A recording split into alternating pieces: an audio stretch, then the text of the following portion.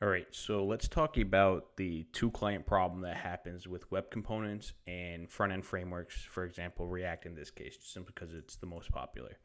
So the problem is that this button is a web component that has its own state and manages its own markup. When it connects, it creates a button, and that's this button you see here to the right, and it ends up in the light DOM. Now, this technique of using the light DOM, of generating markup into light DOM to kind of work around some framework limitations of Shadow DOM is kind of common.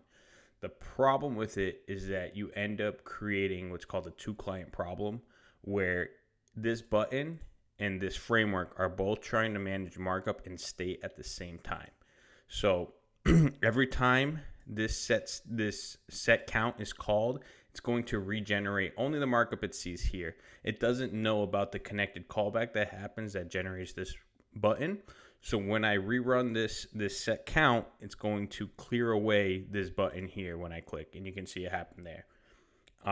And this just has to do with basic DOM diffing of React only knows about this markup. It doesn't know where that extra button came from. It doesn't know your web component connected and created that. So there's no way of telling React, hey, when you DOM diff, ignore this element. And we can also see what happens when we don't have a set state call in there. If we just don't use the state, then it won't disappear. Let me refresh quick. So the problem becomes anytime a React component uses state, it's going to regenerate itself, and that regeneration is going to clear away any light DOM markup created by your web component.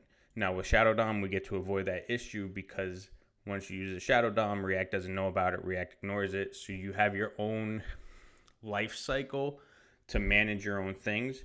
This is also part of the reason why sprouting attributes, where you put attributes onto the host element when the element connects, is also hard to manage. So this two client problem pops up a lot, and it's why in Shoelace and WebAwesome we try not to sprout attributes. We try not to sprout like DOM markup because it's very easy to get into these situations where React is managing its life cycle, doing its DOM diffing, and then things end up broken. You click the button, disappears, set state runs, etc., etc. So this is the two client problem. I believe I first saw Jake Archibald talk about it, but basically when two competing life cycles are trying to manage their own markup and state, they end up creating issues for each other.